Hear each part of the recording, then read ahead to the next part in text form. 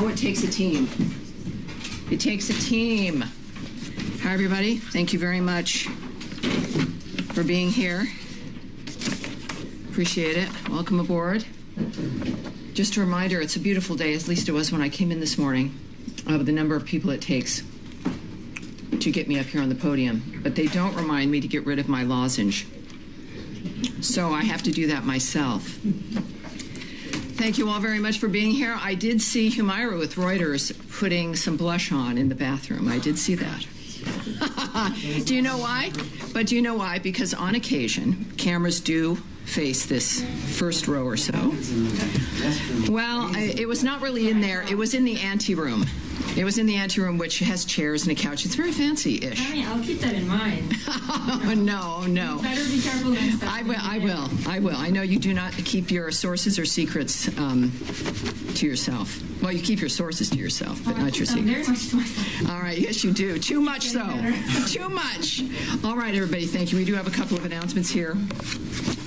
I want to begin to reiterate the words of President Trump and Secretary Rubio in condemning the horrific terrorist attack in Colorado on the Jewish community, who were raising awareness for the hostages still being held by Hamas. Since the beginning of Secretary Rubio's tenure as Secretary of State, his focus on visas and the State Department's role determining who is allowed into this country has often been mocked, derided, or dismissed. This heinous attack is a reminder that the decisions about who we let into this country and who we allow to stay is of vital national security and personal security importance to this country and of Americans everywhere. As Secretary Rubio notes about this attack, quote, all terrorists, their family members, and terrorist sympathizers here on a visa should know that under the Trump administration, we will find you, revoke your visas, and deport you. Also today, the State Department is taking steps to impose visa restrictions on several Central American government officials who are responsible for deals with the corrupt Cuban regime to import medical personnel in their forced labor scheme. As Secretary Rubio notes, these steps promote accountability for those who support and perpetuate these exploitive practices. The Cuban labor export program abuses the participants, enriches the corrupt Cuban regime, and deprives everyday Cubans of essential medical care that they desperately need in their homeland. Our goal is to support the Cuban people in their pursuit of freedom and dignity, all while promoting accountability for those who contribute to a forced labor scheme. By pursuing these visa restrictions, the U.S. is sending a clear message about our commitment to promoting human rights and respect for labor rights worldwide. We encourage other nations to join us in this effort, end quote. Further, we are closely monitoring Mount Etna's eruption yesterday. We are not aware of any U.S. citizens affected at this time, and we are monitoring the situation closely. We strongly encourage U.S. citizens in the affected area to monitor local news and follow the emergency instructions provided by local authorities.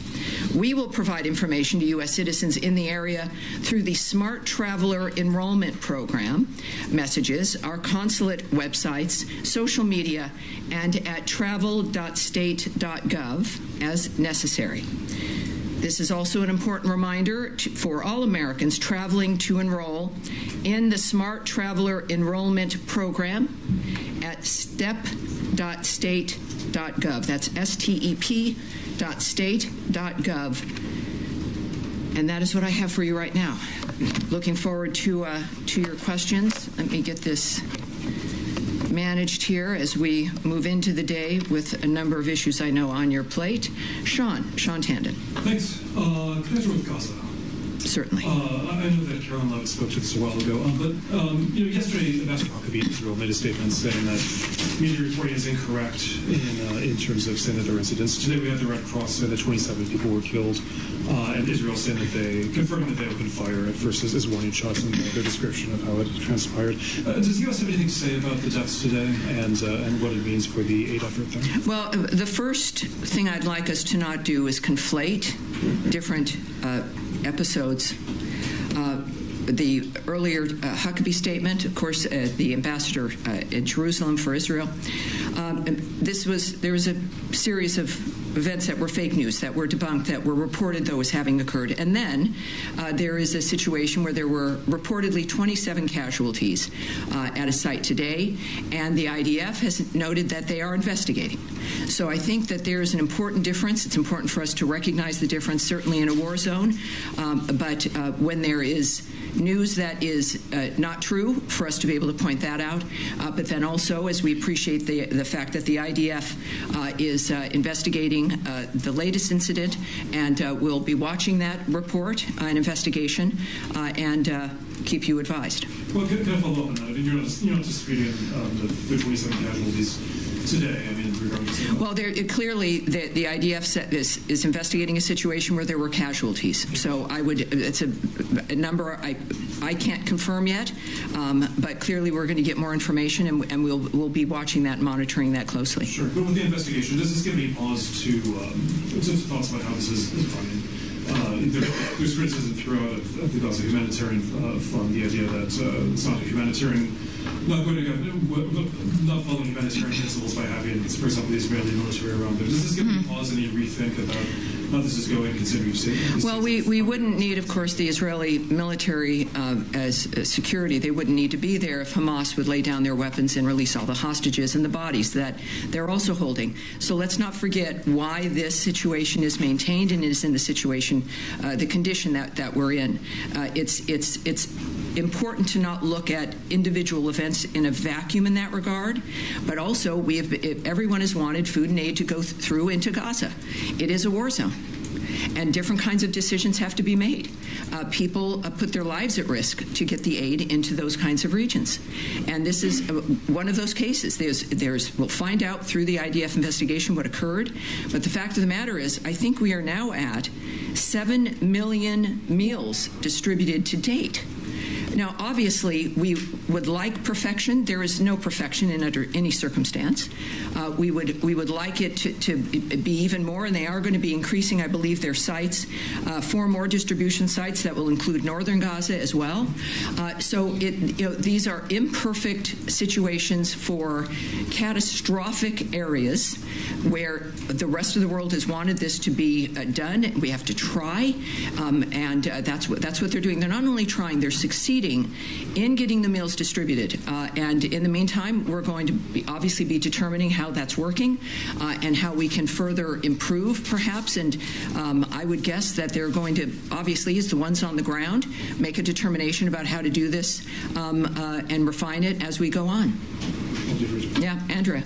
Let me just follow up on that, because no one should jump to conclusions. We all have reporters on the ground. Israel has not let U.S.-based reporters in, but we have partners there and staff members there who have been courageously there since October 7th, doing this job. And if, unlike other war zones in Ukraine, in Iraq, and elsewhere where U.S. reporters have always been in Vietnam, this is the first conflict where we have not been able to go in except with IDF escorts for particular photo opportunities. So that is one fact. But the ambassador, the chief diplomatic representative of the United States, ascribed a collective guilt to what he said was not just misleading reports in the fog of war. We all know what happens in some instances, and we're not sure of these cases. But to suggest that the press reports fostered anti-Semitism, which led to the death of the 2 embassy people here in Washington and to other anti-Semitic attacks in this country, is hyperbole beyond what is normal diplomatic practice. And as a journalist and as a member of this press corps, I think it's deeply offensive for someone who has... Well, I don't speak for Ambassador Huckabee. I understand, Andrea. I know. I understand. And I understand the depth of your work and the work...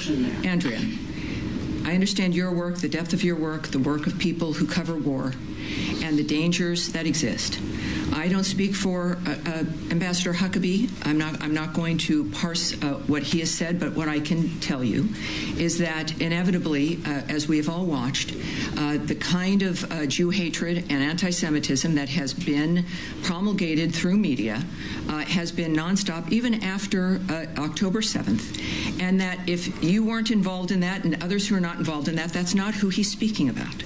I would argue that it would be naive to suggest that the Jew hatred that, whether it's through social media, through fake news, through the rhetoric regarding Israel, through the years, has not developed or perpetuated anti-Semitism. It's naive or mistaken.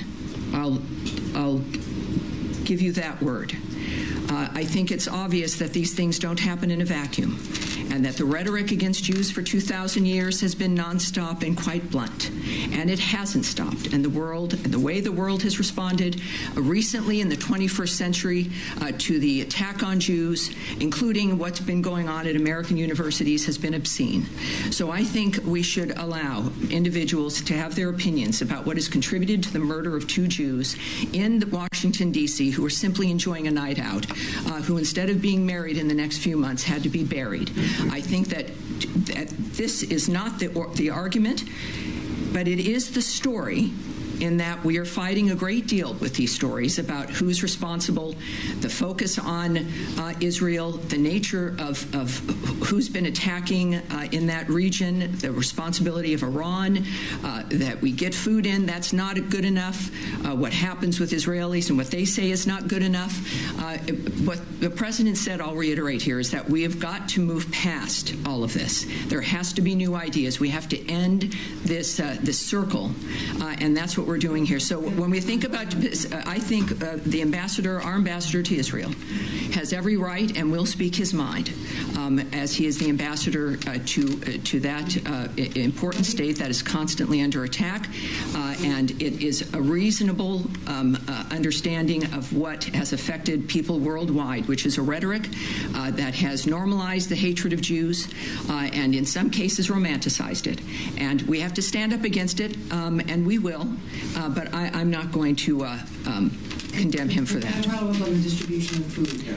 Because certainly. Let me just say that there is widespread criticism and actually self-criticism by the consulting group that was supporting the foundation, which is backed out of it, that the distribution system was not as professional as either the UN, or the World Food Program and other people who are used to working in this area, and that there should have been more distribution points where people would not have been told to line up. And Andrea, you know what? But these questions now, these are critiques of an environment that we've talked about regularly every day. But let me just say, every time I'm up here, it is this critique of, I say 7 million meals have been distributed, but you know, it would have been, but not for you. It should have been those guys over there or these people over here.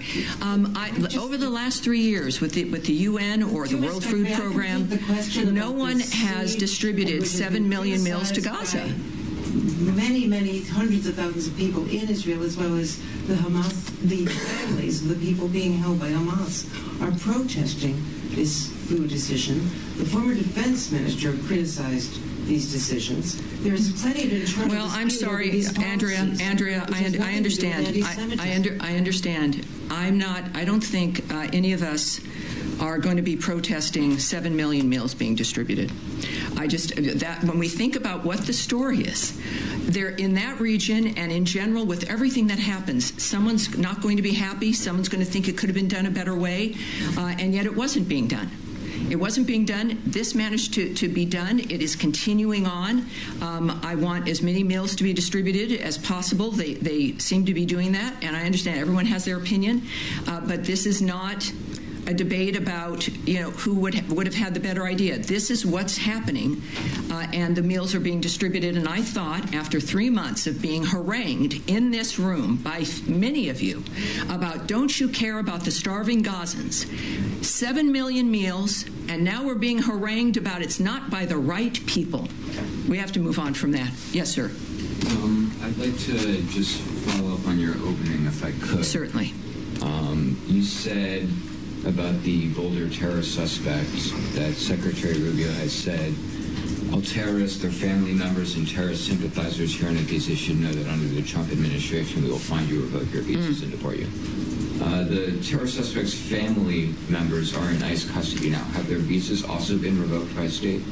I will not speak to the action taken for these individuals, so I can't confirm or deny that. I would say now, of course, this is in ICE's realm and perhaps also in DHS, and you should ask them about the next steps that they're taking and what will happen to the family in this regard. The revocation of the visas in State Departments. Well, but as I said when I opened, I'm not going to address that, whether that's occurred or not. Okay, sorry. Oh, yes, Matt, please. Matt Lee. Sorry, I just wanted to ask. Don't be sorry. You're never sorry. But that's all right. Neither am I. I want to ask one question about Gaza, but first, yes. Is there a paper coming out on this Cuba, or the Latin America Cuban doctors? Yes, there is. As a matter of fact, it should. I think this should already be out. It should already be out. So you will have a statement from the Secretary regarding the so-called Cuban doctors forced labor framework. I would suspect we'll also see a tweet. Might want to keep an eye on the Secretary's accounts. But yes, you will have a more extensive statement. But I have really poor service in here, so It's all right. I suspect to what Andrea was talking about. So it is still correct that the GHF, this foundation, there is no U.S. involvement and that there's no U.S. personnel involved or working for it. That is correct, right?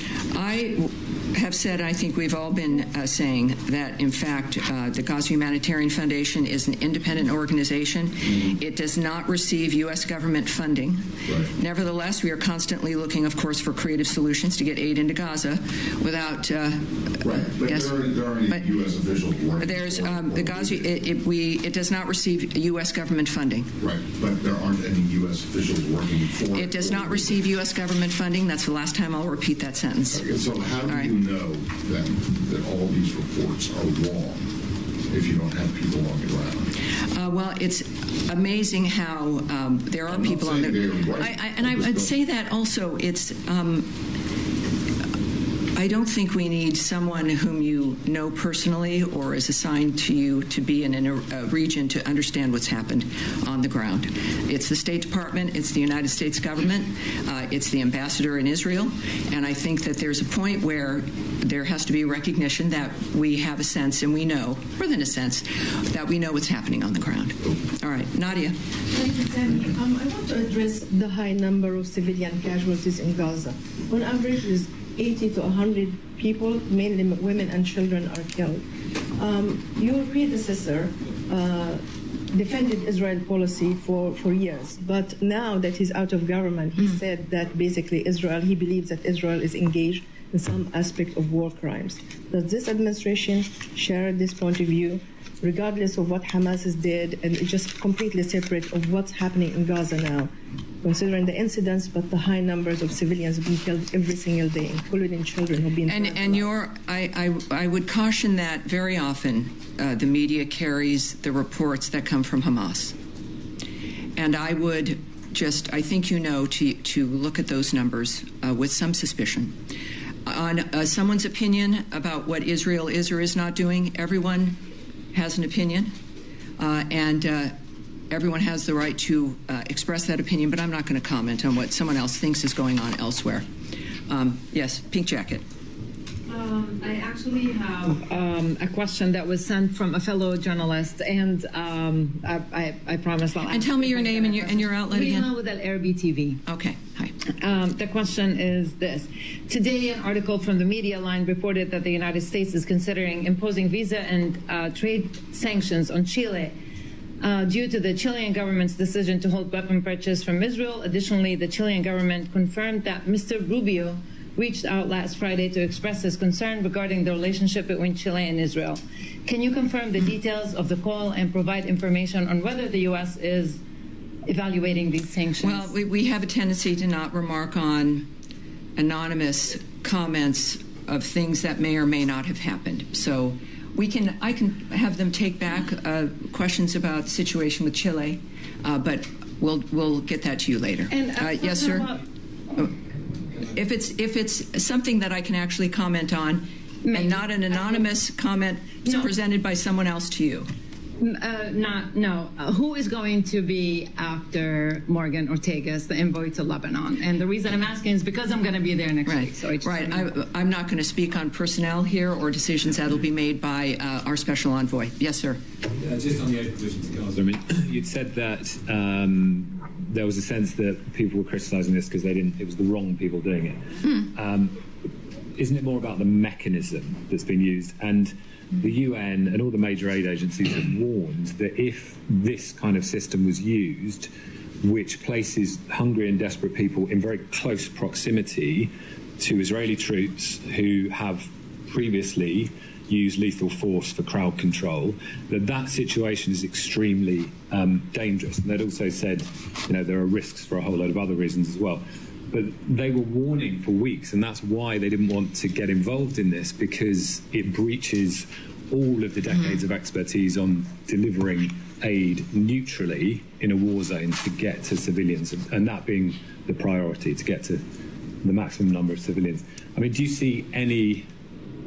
heed any of that advice or warning now, given what's happened over the last 4 days? Again, this is not our project. It is something that I think everyone's been and will be optimistic about.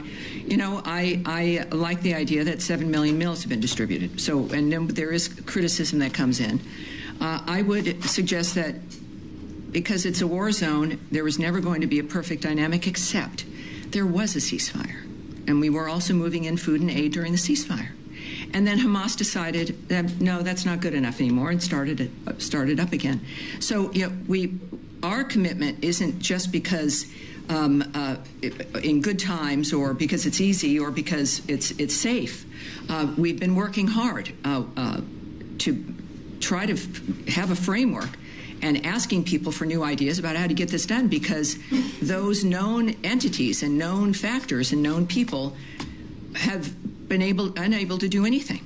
So when we can wax lyrically about the past and people have better ideas and we're afraid of this, this is, yes, moving into a war zone run by a terrorist group where you need the defense of people with guns because it's a war zone and they indiscriminately kill people and they're still holding hostages. But you want to get food in there, and we've got to do it. And so I think that there's a framework of, yes, either the well-known stalwart entities that warned that you don't need to be warned, it's a war zone. We know there's going to be some issues, but that should not do this. It's been done. It's happening. It is, yes, dynamics are dangerous, and there are 7 million meals that have been distributed. I can't stress enough that is the story, and that will always be the story. And in the meantime, hopefully things will be refined and people learn. Nobody wants this environment, and we wouldn't have it if Hamas actually behaved like human beings. Humaira, yes. Clarify one certainly. Thing you said earlier, which you said that Israeli troops wouldn't have to be there if Hamas surrendered, but my understanding is that's not the position, because we've had very senior ministers in the Israeli government say that the objective here now is to control and occupy the area, to clear it, and to basically to build. Well, I'm sure. Yes, I see the newsletters and I see the magazines and the scholarly discussions about what Israel's really doing or not doing. All I know is that prior to this delivery of 7 million meals, the questions were, when are you going to get food into Gaza? It's happened. And now we can surmise and wonder and critique and point to others. But I think the story remains that this is the only way that has worked and that has been engaged with. And it's nice to sit in an air-conditioned office and critique those who are on the ground distributing meals. But that is going to remain the focus. Humaira, let's try again. Hi, Tammy. I do have a question about this, but then I'm going to move on to Iran and Ukraine. Of course. Just to get this from you, in light of everything we've discussed here and in your answer to Matt, you have emphasized that U.S. does not fund this effort, but the United States, in light of everything that's happened over the past couple of days, will continue supporting this effort. Is that right? Oh, well, here's what I know, again, because it's not for an alternative. See, I love you frame a question where it's important to ask the question, but it's also, that I'm not going to speculate on decisions that are made not only not by people here, but by people elsewhere, not in the State Department. So I can't speak to what is their decision-making, what's going to affect that decision-making, but it's not a decision the State Department's making. I can't answer that first question, that it's going to continue on no matter. I can't answer that kind of a question. No, as in, like, the administration has been very supportive of this effort. Are you going to keep supporting yes, this we've been vocally supportive, like as one would hope, about the nature of the structure of getting food in, and so far, of course, because it's imperfect, because of the arena in which it's in, that 7 million meals have been distributed. I'm impressed with that number. I hope other people are as well. Okay. On Iran, are you able to tell us, like, the latest on the talks after there's been so much reporting about the U.S. proposal, which is effectively allowing Iran on a limited basis for low-level uranium enrichment for a TBD period of time? Is there going to be a new round of talks anytime soon? Well, you did see the President Trump tweet, didn't you? Yes, but I didn't think that would completely negate the reporting. I appreciate that. I think that's the biggest guffaw I've had here.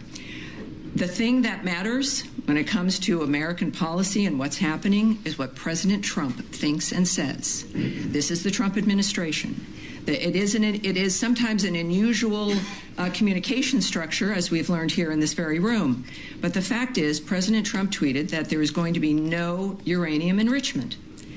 Does the President of the United States, not just any president, but Donald Trump, does his opinion that he makes public trump news media reports? I think so. No, you know better than that. No, as in the whole sticking point here is to try to come up with some sort of a formula that's going to be acceptable. Well, that's a very different thing than what you just noted. So let me just make sure it's clear. The President has made clear and is the final word, obviously, and has been literally the final word in this regard, there will be no uranium enrichment. Now, if you're seeing reports about what the deal is, obviously that's incorrect. The President leads this. The President guides this. It is his guiding hand. It is the American people are happy with that. They elected him for his expertise and his focus. So President Trump's, not quite sure where you would think where President Trump's statement would not be the final dynamic here, and that, in fact, maybe reports could be wrong. That's not what I said. All right. So are you saying that there was no proposal verbally or I'm not going to comment to the Iranians? I'm not going to comment on how the negotiations. Enrichment. Humaira, I'm not going to comment on the process of negotiations. We've been as clear as we can with the various negotiations, the discussions that have been going on over a period of weeks, and there's been readouts put on those, and some elements of some details, but you can't discuss the nature of what a negotiation is because there's many elements involved and many different intentions involved, and the end result we won't know until it's over. So I'm not going to say if there was a submission or what the details were. What I do know that is public and blunt is the President of the United States statement about what it won't be, and that is the one thing we know at this point. All right, yes, sir. On Iran, any idea about the next round of talks, when and where it will happen? No. And the other question, Senator Schumer yesterday accused the president of folding on Iran and said that the administration is getting ready to sign a secretive side deal with Iran. Any comments on this? No. What I can say, though, of course, is that the maximum pressure campaign on Iran remains in full force. All right? Yes, ma'am. Just following up on Humaira's question on Iran, would you say that optimism that was expressed by the president last week is still there? He seemed very positive about prospects. Do you still see them moving forward, or are they kind of a standstill? There is no one's happy when people are killed. This has been the driving force of his decisions since January 20th and before. Is to save people's lives and to be a peacemaker and to get these horrible things to end. So, of course, all of us are affected by that. At the same time, 7 million meals. Sorry, Iran. Tammy. Oh, Iran. Yeah. All right. Well, his optimism on that is true as well. I mean, you've got. You still I think. Well, his actions and his statements are based in the nature of the conversations that he has, that he knows are being had, and his understanding of why people are doing what they're doing and what we can do as a nation to mitigate that. And he has been very vocal on his optimism in that regard as well. I have not heard anything to counter that, but again, I'm not in those rooms, and I'm not going to read his mind. I do know that these people have been at the table because of the nature of the power of his influence and the power of the United States. He wouldn't be doing something that he didn't think he could accomplish. And I think that is informed in part by his optimism. And then quickly on visas, are the student and exchange visas still on hold? And do you have an estimate of how much of a backlog this has now caused? All right. Yes. There is going to be, I can tell you there'll be more on this but before the end of the week. The original cable indicated it was going to be a matter of days.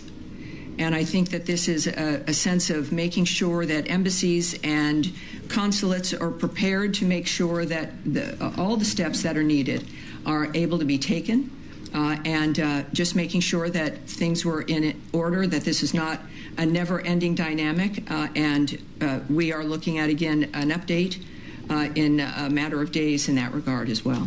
And any sense of the backlog that this has caused? Well, no appointments were canceled.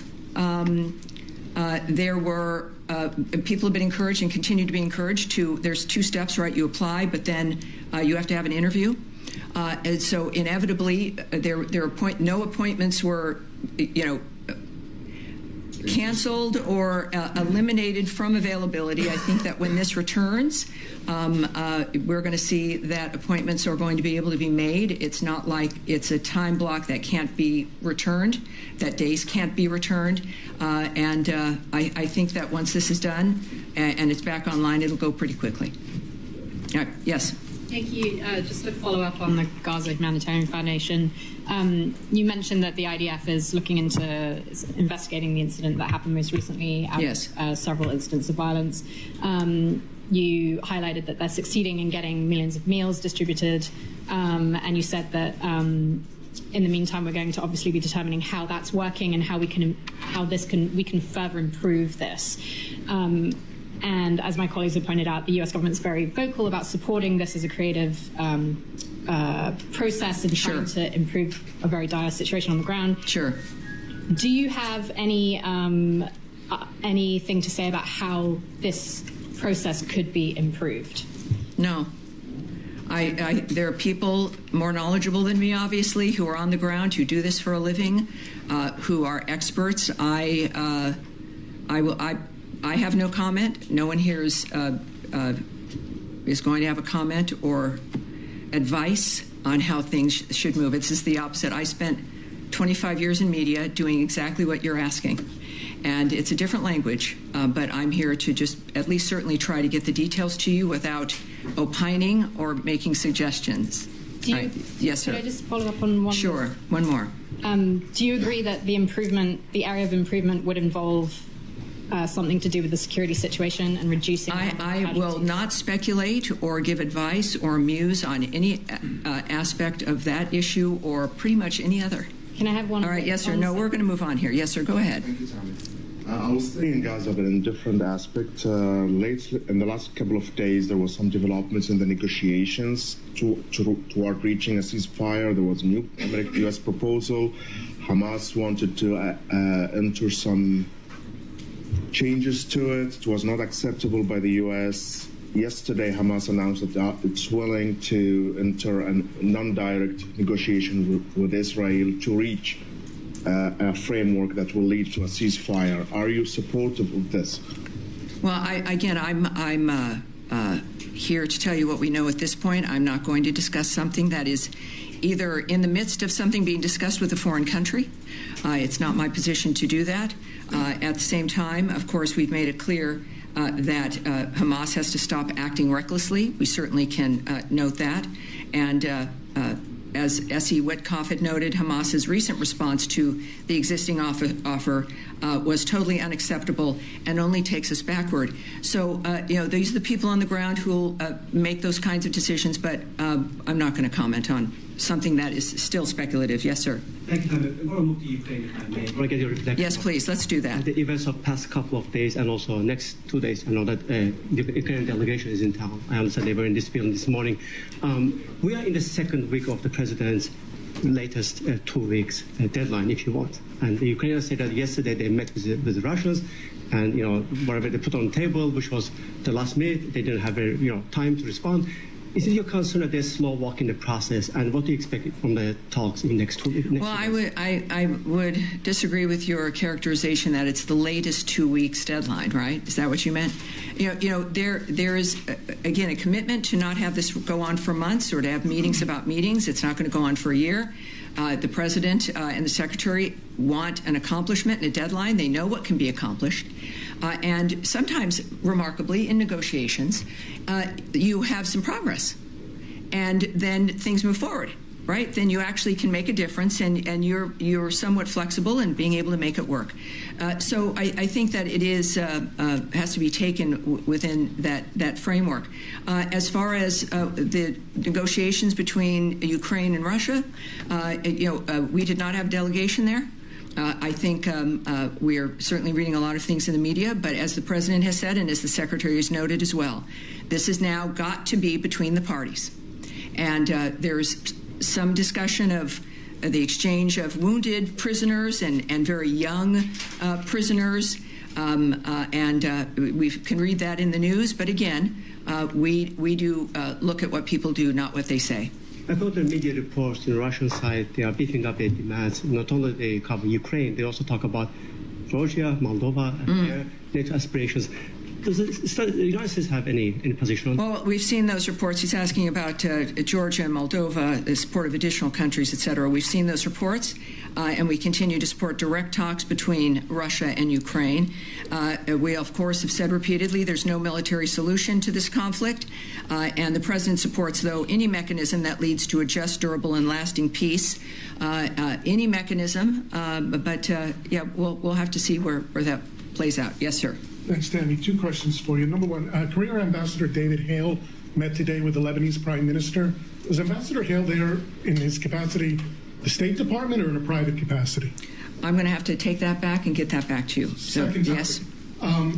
The French presidential advisors spoke with their Israeli counterparts today, said they would not be moving forward with unilateral recognition of the Palestinian state at the upcoming UN two-state solution conference. I'm trying to get a sense of the American posture and policy toward this upcoming conference, because obviously the Trump administration is not a proponent of moving forward with a two-state solution at the moment.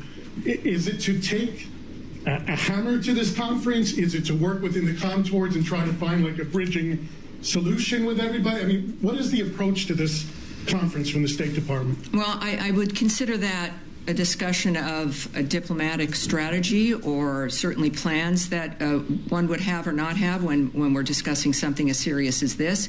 It's good news if what you indicate is correct, that the French have backed away from what their plans are. But this is Israel. Obviously, you can also check with Israel when it comes to their position in this regard. But I won't discuss from this podium what our plans would be at the UN or at any other conference. Yes, sir, at the end. Me? Sorry. Yes, sir. Yes, sir. Ryan from Bloomberg. I'm new to the room. Terrific. Just back to Gaza. There's been a shift in tone in some European countries when it comes to Israel, notably in Germany, whose chancellor has said that the situation in Gaza could no longer be justified by a fight against Hamas terrorism. Some countries like UK and France are considering trade sanctions and restrictions on arms sales.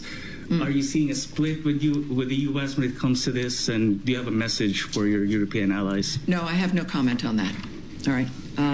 We talk to you in the blue jacket, please. Thank you kindly very much. Yeah.